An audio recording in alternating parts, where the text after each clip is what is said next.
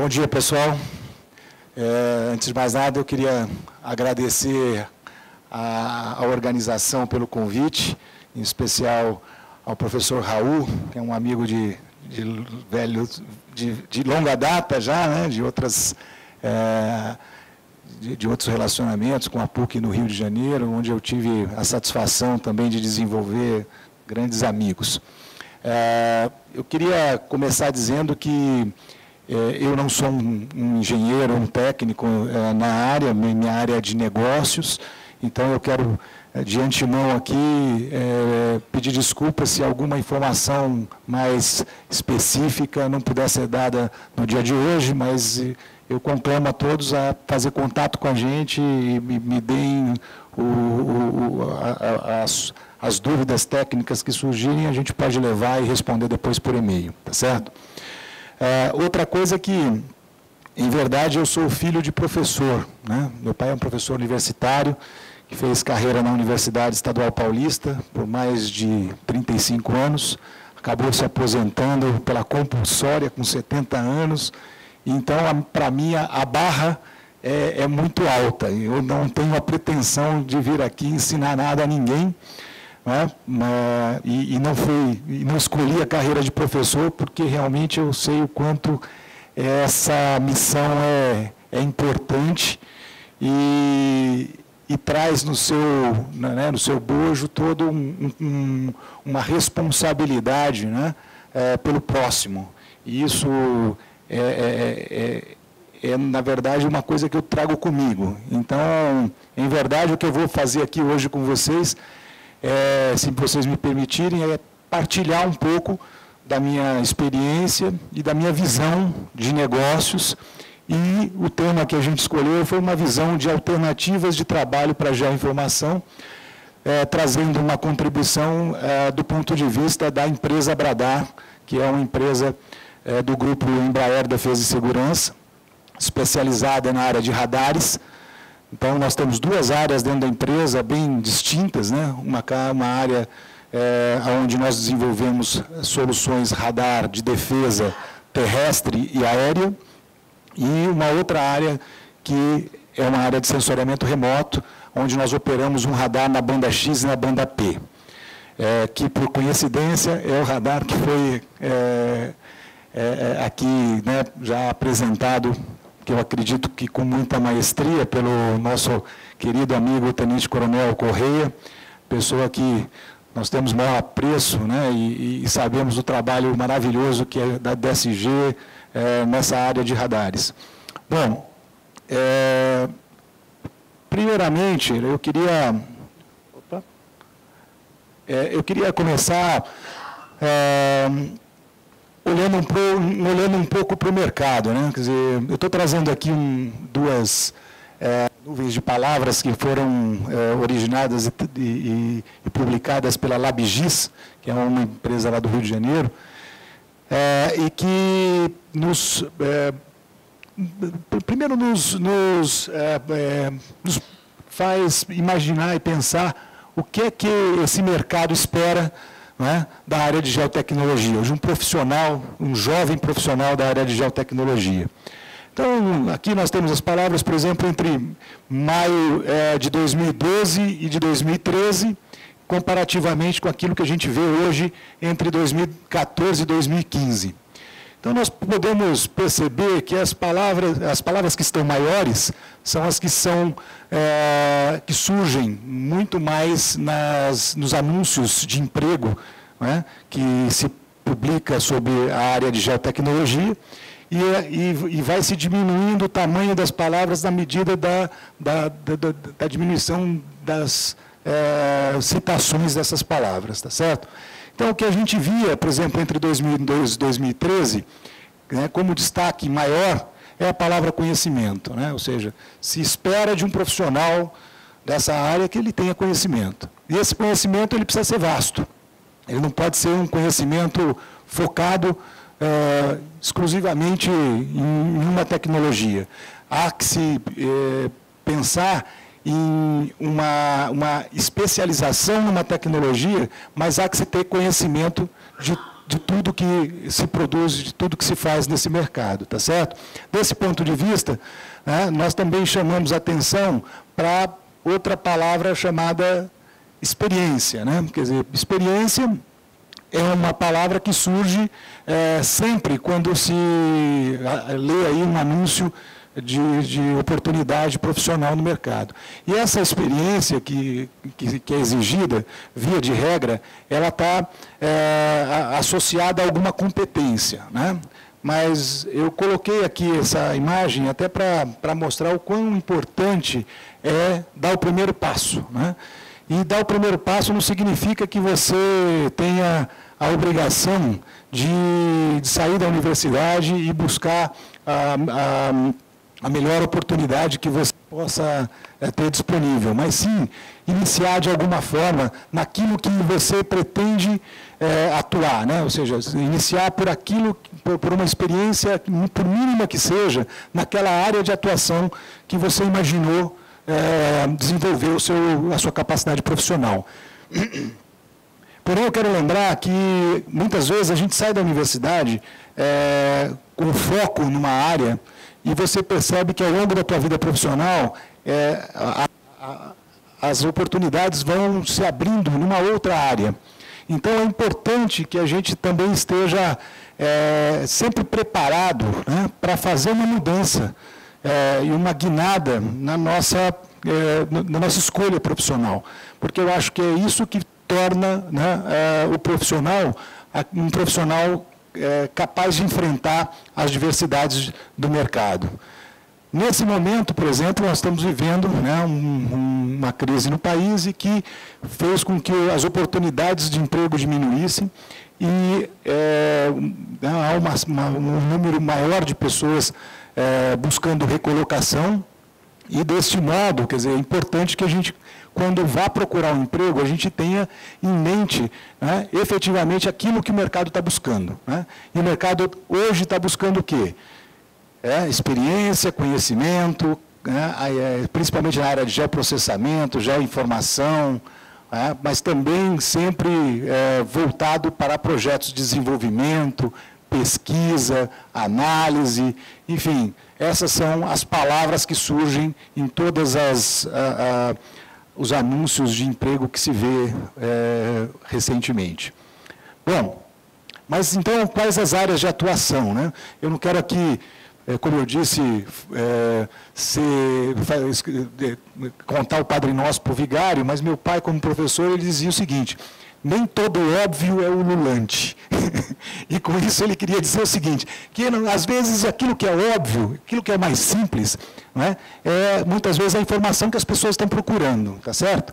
Então, eu queria lembrar aqui algumas áreas de atuação, que não se encerram só nessas, né, mas basicamente hoje as oportunidades na área de geomática e de soluções geoespaciais, elas estão no mercado, né, de agricultura, cartografia, ensino e pesquisa, né, geoprocessamento, geocolocalização, na área de sensores, tanto óticos, laser, radares, né, hiperespectrais, plataformas satelitais, aerotransportadas, vantes e sistemas. Ou seja, hoje nós temos um mercado bem amplo para profissionais desse segmento. E aí a importância que cada profissional possa ir buscar a sua competência e buscar a sua área de atuação por aquilo que desenvolveu, né, durante a sua faculdade, durante o seu período de estudos, mas também nos períodos de estágio, né, ou de projetos de iniciação profissional. Bom, e quais são, então, as instituições que estão consumindo essa mão de obra hoje? Basicamente, são governos, instituições públicas, iniciativa privada, universidades, instituições e associações afins. Bom, isso todo mundo pode dizer, pô, mas isso é muito óbvio. Ok, é óbvio, mas nós não podemos perder isso de vista, tá certo? Muitas vezes a gente começa, num processo de crise, a ficar tão sem referências que você esquece o básico. Então, é importante, eu fiz questão de começar minha apresentação mostrando para vocês que esse é o básico. Não podemos querer inventar muito a roda, tá certo? em termos de oportunidades profissionais. Bom, quais são os valores que está buscando hoje? Então, mais do que nunca, né, parece um contrassenso, mas eu, como venho de uma empresa privada, eu preciso colocar isso em relevância, né, que a ética ainda é o valor mais importante na iniciativa privada hoje, né, seja ela de pequeno, médio ou grande porte.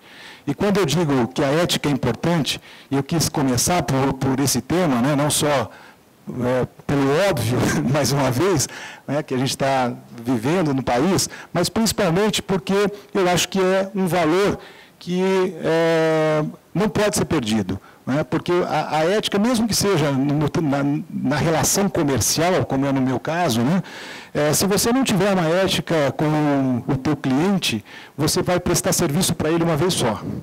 Se você não tiver ética com os teus concorrentes, você vai arrumar inimigos, né, ao longo da tua vida profissional.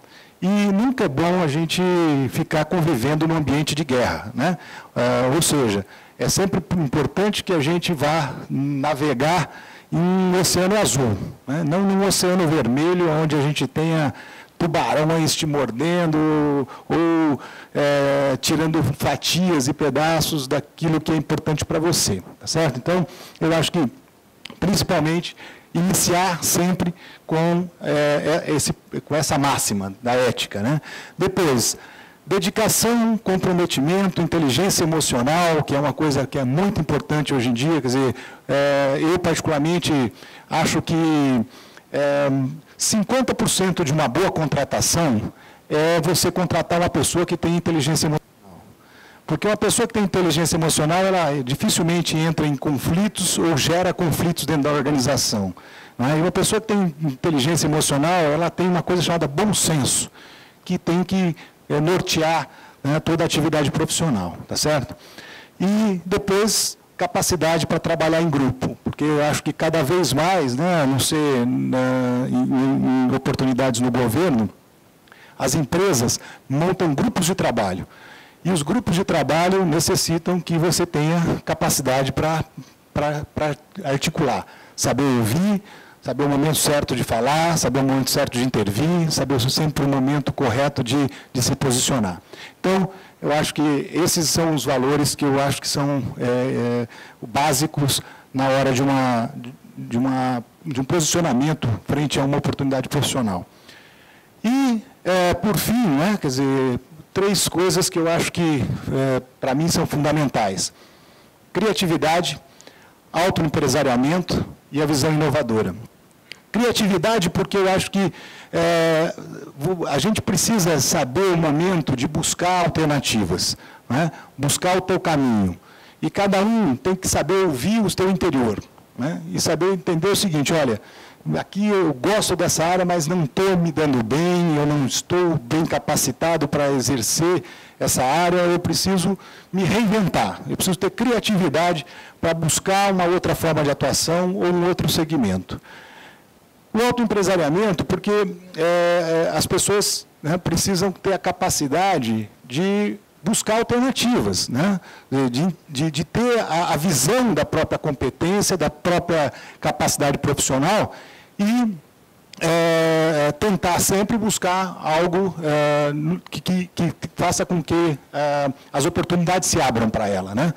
E aí eu acho que o autoempresariamento é uma capacidade, é uma inteligência emocional que precisa acompanhar.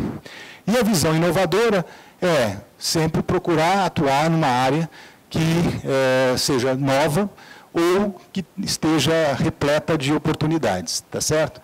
E eu quis deixar por último a visão inovadora, porque aí eu vou fazer uma transição exatamente para a nossa área e fazer uma amarração com aquilo que é a nossa competência.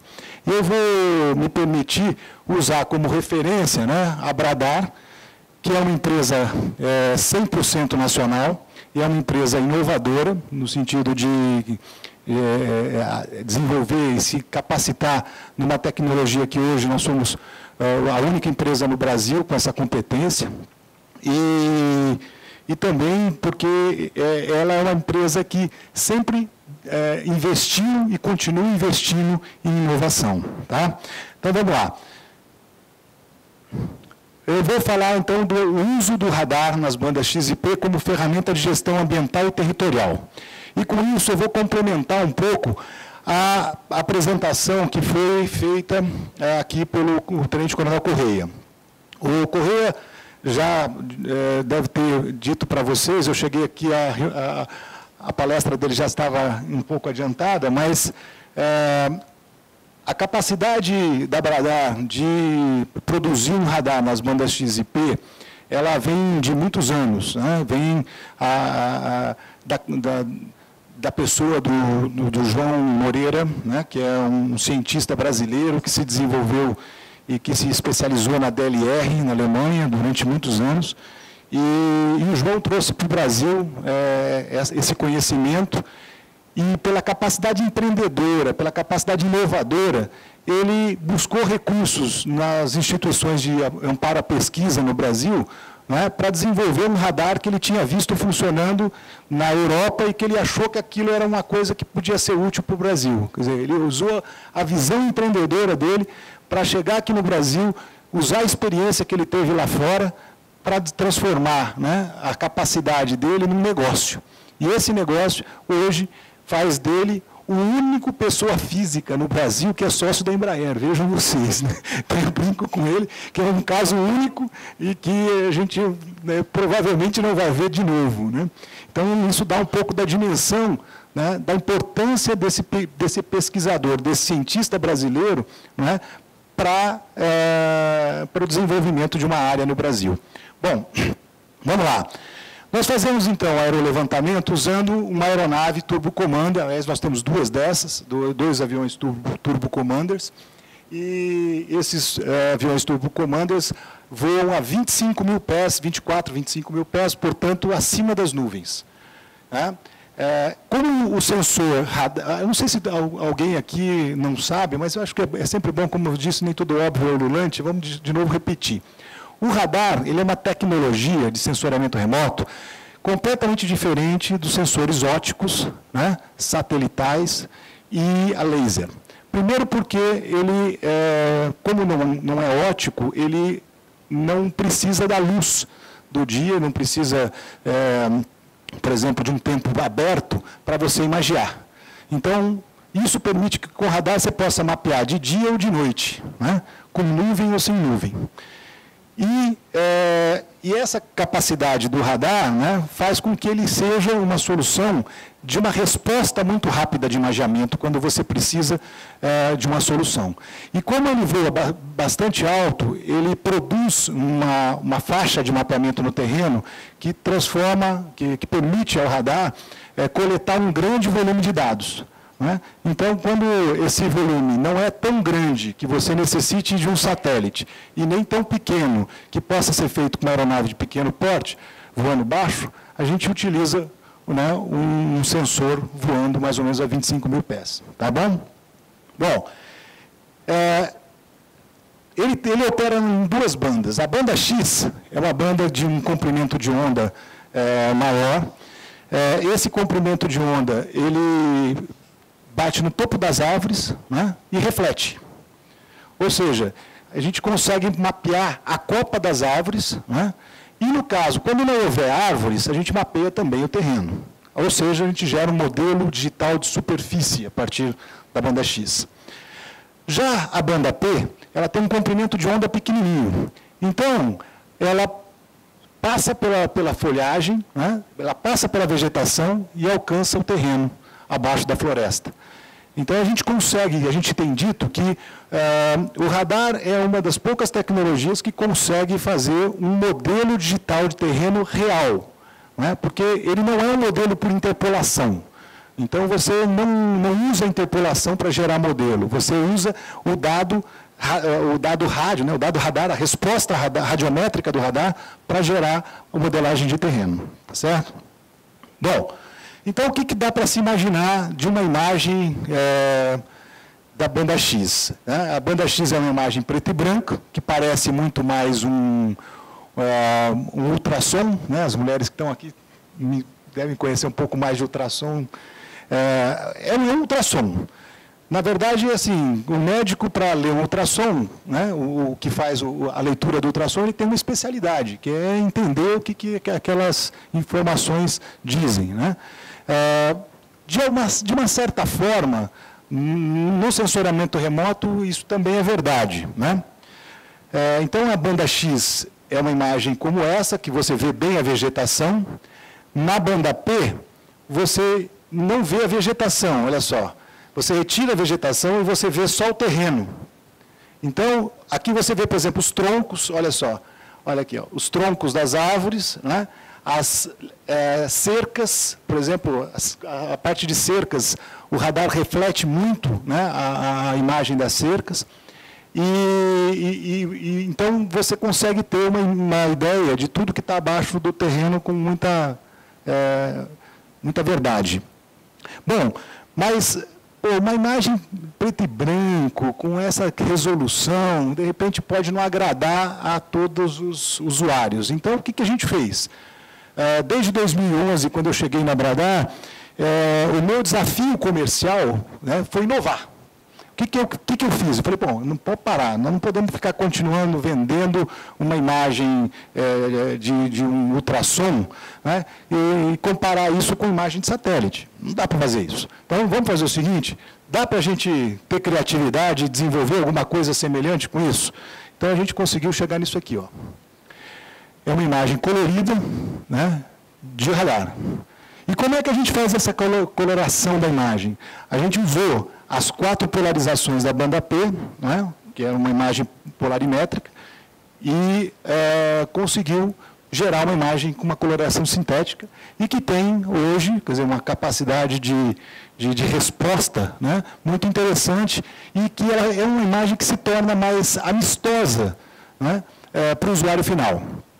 Porém, o radar é uma tecnologia que tem muito mais informação que está por trás disso. Quer dizer, você não usa o radar só para fazer interpretação de solo. Então, uma série de outras aplicações que vocês vão ver aqui. Não é? Bom, então, um outro exemplo aqui, ó, uma banda X, né? Uma banda P. Você vê de novo aqui, né, a questão da importância de você entender bem a dinâmica do terreno, abaixo da floresta, e a imagem colorida, né, gerada pela banda P. Aqui mais uma. E aí a gente já chegou numa resolução de 1 metro. Ou seja, nós temos hoje um produto, que é um produto radar, com uma resolução de 1 metro e que pode nos proporcionar esse padrão de qualidade de informação. Tá? Outra imagem, aí, né, também com 1 metro, banda X e P, uma região lá de Sinop, no Mato Grosso. Mais uma imagem. E aqui, olha só que interessante, eu quero chamar a atenção de vocês. Isso aqui é uma colhedeira, está vendo? A imagem me permite até identificar, ela chegou por aqui, ó, aqui na imagem, aqui não está muito claro, mas você vê que a máquina saiu dessa propriedade, ela entrou aqui, e nesse ponto ela baixou o arado, está vendo? Ó, e vem fazendo o serviço de lá para cá. Quer dizer, né, aqui dá para se perceber, pela imagem no computador, a gente vê claramente a marca dos pneus do trator, né, no solo. Então, aqui também você consegue ver, por exemplo, olha, os postes, está vendo? Os postes de luz, está vendo? Ó, da eletrificação. Aí vamos ver se é isso, que não tem a banda P. Mas com a banda P, a gente confirmaria essa informação. Então, você usa a banda X, a banda P e a colorida nas mais diversas formas de interpretação do terreno. Ou seja, você vê um alvo, você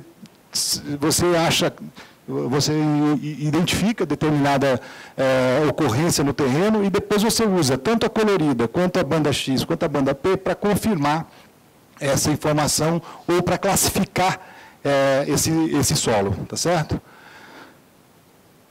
Mais uma imagem, e aqui eu quero ressaltar, por exemplo, a importância da imagem, da qualidade da imagem para a vegetação, né, que é espetacular. Aqui você vê, por exemplo, as curvas de nível, né, com uma clareza e uma transparência, assim, que uma imagem de satélite dificilmente você vê, uma radiometria do satélite. Né. Você vê áreas de degradação, né, que saltam muito aos olhos, essas áreas de degradação, por exemplo, está vendo? E, por fim, um produto que a gente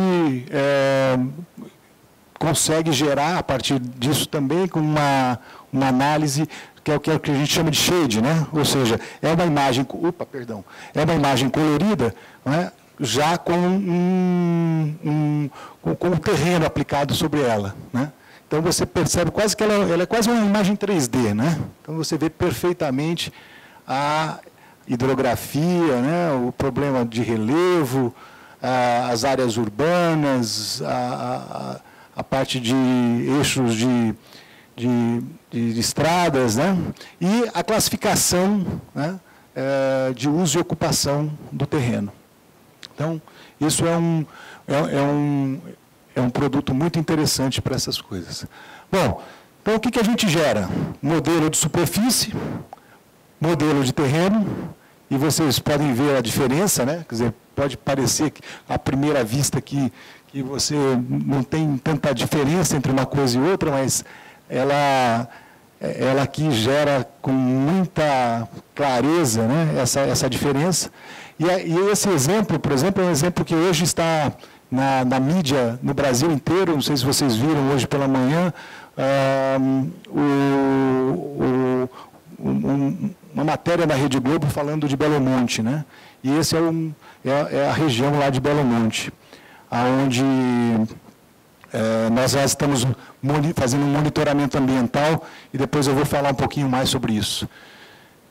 O modelo de terreno, né? E aí, ressaltar que esse modelo de terreno não é por interpolação, como eu já disse, é uma medida de terreno real. Outra coisa importante é o seguinte, a gente, quando foi contratado por esse projeto era a exigência do cliente é que ele tinha que, o modelo digital de terreno teria que ter 2,5 metros de resolução altimétrica, mesmo dentro de áreas florestadas.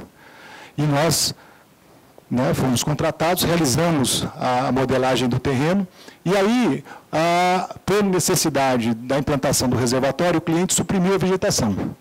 E depois da supressão da vegetação, nós voltamos lá e medimos com o GPS a precisão desse modelo que a gente tinha gerado com 2,5 metros de resolução.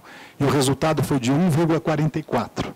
Ou seja, o resultado foi quase que o dobro do resultado proposto em termos de qualidade de resultado, né, de precisão. Bom, também produzimos muitos modelos digitais de terreno, juntamente com a drenagem, né, e aí você percebe o quanto é rico o modelo radar, porque o modelo radar ele te gera a hidrografia praticamente de forma automática. Né? Então, isso é uma característica do radar. Como praticamente tudo é por processamento de dados, quase não há trabalho manual. A gente faz praticamente toda a extração dos vetores de forma automática. E isso torna o produto altamente rápido, né, na entrega para o cliente. E, por fim, uma modelagem digital de elevação. Né? Aqui um outro modelo 3D da região de Santa Maria Madalena, no Rio de Janeiro, e aí a gente quebrou um outro paradigma, porque, né, o pessoal dizia, não, o radar não funciona para regiões com alta declividade. Nós fomos lá, fizemos o modelo de Santa Maria Madalena, no Rio de Janeiro, e de escada também. Na data você tinha aquela reserva de carbono, tá certo? Então, isso é uma metodologia que a gente desenvolveu dentro da Bradar para dar sustentação para projetos dessa natureza. Quer dizer, hoje a gente tem condições de fazer um monitoramento recorrente e contínuo do volume de biomassa em determinada região. Tá bom? Bom,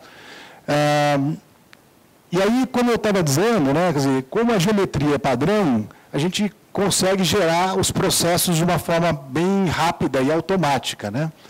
Por exemplo, aqui, olha, nós geramos automaticamente os polígonos de vetorização das mudanças. quem trabalha com gel, vocês sabem muito bem que o grande problema hoje é você, de fazer o change detection, é que se você detectou a mudança, você tem que desenhar o polígono da mudança. Isso é um trabalho enorme, demanda tempo, é custoso. A gente gerou um polígono, desenvolveu uma metodologia para fazer isso automaticamente. Então, você percebe que é um outro valor agregado pelo radar, que é uma tecnologia que permite fazer isso, coisa que outras você não tem a mesma facilidade, né? A não ser por satélite, em algumas condições. Os satélites SAR também são possíveis de serem feitos. Bom, então, a questão das multibandas, eu já falei, né, da banda X e da banda P, mas também a gente consegue hoje uma alta razão custo-benefício, né?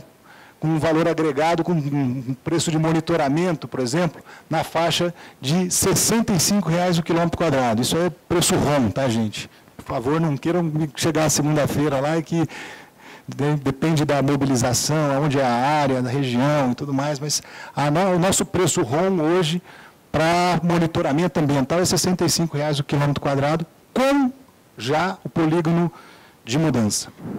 Ou seja, a gente consegue, quem sabe aqui o mercado de sensoriamento remoto, hoje uma imagem de satélite de alta resolução está na faixa, a programar, está na faixa aí de R$ 60, R$ 100 o quilômetro quadrado. Então a gente consegue, com o radar aerotransportado, um preço muito semelhante ao do mercado de aerolevantamento para fazer monitoramento. Tá bom? Vamos lá. Agora, é importante dizer que é uma forma de voar diferente. Uma coisa é o voo que a gente faz para cartografia, porque a cartografia ela necessita da interferometria para gerar a imagem. O monitoramento, eu não preciso da interferometria. Então, a cobertura de voo ela tem um overlap menor. Então, por isso que eu consigo fazer muito mais, de um custo muito menor do que o overlap necessário para fazer cartografia. Tá bom? E aí, qual é o valor agregado do radar, né? Então, o quantitativo de biomassa. Aqui, eu não sei se vocês conseguem ver, olha, o change detection, na verdade, a gente pegou duas imagens, olha. Uma no T0 e a outra no T1. Colocou a do T0 no canal vermelho. A do T1, a gente colocou no canal azul. E aí, vocês percebem o quê? Tudo que ficou igual, tudo que não mudou, fica a mesma cor. Aquilo que tinha na imagem e que sumiu, fica em vermelho. O que não tinha na imagem e apareceu, fica em azul. Então, aqui você vê claramente, né, quer dizer, aqui é um long ball, né, de uma hidrelétrica, que num primeiro mês ela estava aqui, e no segundo mês ela apareceu aqui na parte de baixo. Né? Então, isso é um exemplo clássico aí de change detection. Ou também a gente pode gerar o que a gente chama de áreas vulneráveis, né, através do DENSAR, ou seja, a gente gera análise de deslizamentos, de cheias, de erosões e subsidência. Para quem não sabe, subsidência é fundamento. Né? Então, a gente consegue, com a tecnologia DENSAR, gerar isso, por quê? Porque, como o comprimento de onda da banda X é muito pequeno, a precisão, a variação é milimétrica, gente. Para vocês terem ideia, a gente consegue, e eu vou mostrar aqui depois, com uma imagem de diferença da banda X e da banda P, conseguir afirmar que em determinada estrada, em determinado período, passou ou não passou nenhum veículo. Até esse nível a gente consegue chegar. Ou seja, por quê? Porque você tem uma marca, o radar gera uma marca no terreno, né? Quer dizer, qualquer marca que você fizer no terreno, por menor que seja, o radar detecta. Tá? Bom, então, qual é o sistema do que gera, qual é a nossa metodologia aí para o quantitativo de biomassa, né? Então, o primeiro passo é gerar o cálculo da biomassa no T0, a gente faz o levantamento, né, e a classificação da área, né, se é floresta densa, se é floresta explorada, se é floresta secundária. Então, primeiro a gente tem que saber que área que a gente está monitorando. Depois disso, a gente faz um inventário florestal e gera as amostras para que a gente calibre um modelo né, de algoritmo para analisar as imagens. Aí, feito isso, né, a gente gera esse modelo estatístico, e esse modelo estatístico, então, é aplicado a toda a área, como a área geral. E aí a gente gera essa escalabilidade de volume de biomassa. Tá? Então, vamos lá. E aí, mais uma vez, né, fala da altura da vegetação, monitoração da variação da quantidade de biomassa para o carbono, e aí a gente consegue, a partir dessa diferença, né, quer dizer, entre o modelo de superfície e o terreno, gerar essa análise, tá certo?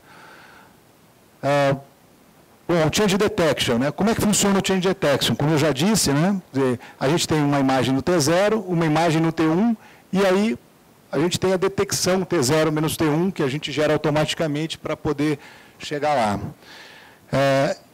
E hoje a gente está fazendo coisas assim super interessantes nessa área de monitoramento, como, por exemplo, a gente detecta uma supressão de uma área, a gente detecta até mesmo se a área foi limpa recentemente, por exemplo, aqui, provavelmente alguém está querendo construir alguma coisa, né? Ou está querendo plantar alguma coisa. O cara foi lá, arou o terreno, ou limpou o terreno, a gente já consegue detectar isso no radar. Ou mesmo, né, a gente detecta a mudança e a dinâmica de macrófitas, né, de plantas aquáticas nas áreas de reservatório. Ou a gente consegue, por exemplo, ver uma diferença entre a banda X e a banda P, onde aqui houve um corte, uma devastação, que para o satélite apareceria totalmente limpo, né, mas para o radar você vê que ainda estão lá algumas árvores no terreno. Ou seja, não foi limpo completamente, né? E aqui vocês conseguem ver bem um exemplo de desmatamento seletivo, coisa que também é uma outra característica super importante do radar, né? Com o radar na banda X e P, a gente consegue detectar uma única árvore extraída do terreno, né? E saber se essa região, por exemplo, aqui a gente vê claramente que está havendo um processo de desmatamento seletivo, porque aqui embaixo, em outras regiões, isso não aconteceu. Então, a gente percebe que começou a sumir vegetação dessa região aqui, né? E as detecções básicas, né? Por exemplo, na beira de uma área lá no Rio Madeira, a gente controla, já é o 3º ano consecutivo que a gente está fazendo um projeto de gestão patrimonial para Santo Antônio Energia, com muito sucesso.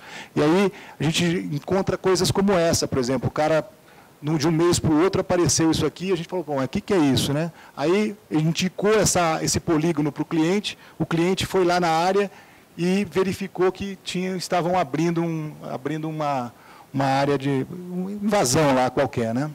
Então, são aplicações legais. E aqui é uma outra aplicação, né, já para o Serviço Florestal Brasileiro. Olha que interessante, a gente tem uma imagem da banda X e uma imagem da banda P. E aí, olha a diferença, gente. Aqui você vê claramente, né, uma área alagada, um rio abaixo da floresta, coisa que, desculpa, com a banda P você absolutamente não consegue enxergar nada, né? E você também vê aqui, além da estrada, né, pequenas áreas de habitação, não sei se são moradias indígenas ou alguma coisa dessa natureza. Então, são exemplos, por exemplo, aqui as feições de terreno, né, e a gente conta as árvores, a gente consegue, com a banda P, né, identificar tronco por tronco, árvore por árvore, dentro do processo de cobertura vegetal.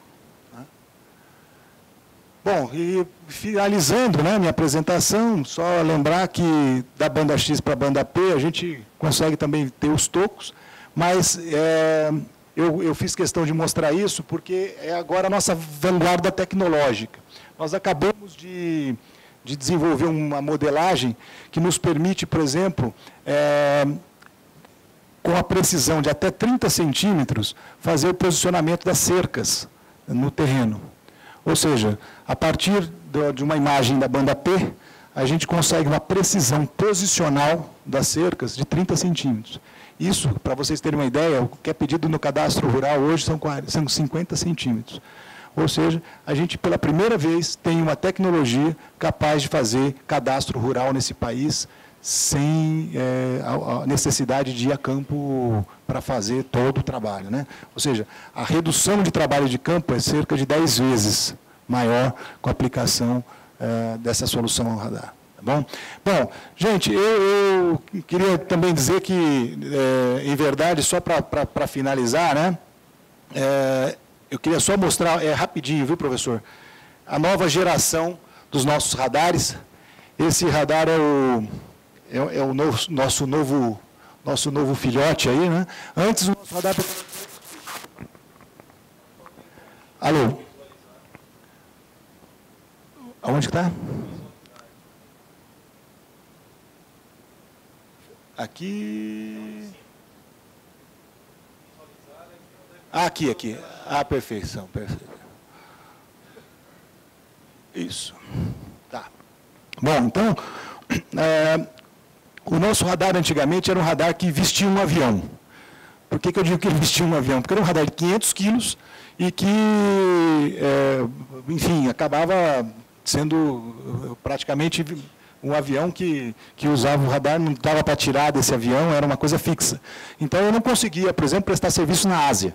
Não conseguia prestar serviço na Europa, nos Estados Unidos, porque eu tinha um deslocamento de avião muito grande. Então, a gente começou, de novo, com criatividade, com investimento em tecnologia, buscar uma solução que pudesse resolver esse problema. E esse radar é fruto disso, né?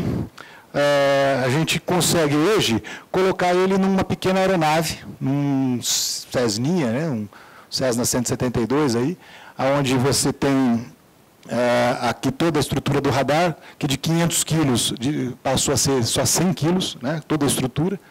E esse radar ele pode ser adaptado numa aeronave de pequeno porte e ele usa a furação de uma câmera digital comum. E aqui você tem as antenas da banda X, bilateral, e a banda P, numa antena aqui ao lado do terreno. Do avião. Então, com isso, o que a gente vai poder fazer a partir de agora? A gente vai poder pegar, né, um radar, colocar numa caixa, né, despachar isso para Singapura, para Filipinas, e chegou lá, adaptar isso numa aeronave local e prestar serviços do outro lado do mundo. Ou seja, a gente ampliou, né, mais uma vez, o nosso horizonte de negócios. Então, eu acho que eu queria, sim, lógico que é importante toda a parte tecnológica, mas mostrar para vocês como é que a gente foi vencendo as barreiras que foram se apresentando para a gente, né? De uma solução que, quando eu cheguei na empresa 4 anos atrás, a gente... diziam para a gente que vai acabar, porque hoje o laser vai tomar conta, porque a precisão do laser era maravilhosa e tal.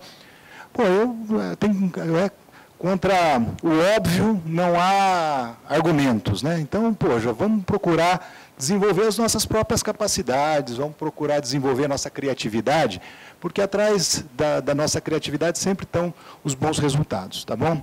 Gente, eu queria agradecer. Desculpa pela demora, professor, mas, como eu disse, eu às vezes me entusiasmo com isso. Obrigado, Bruno.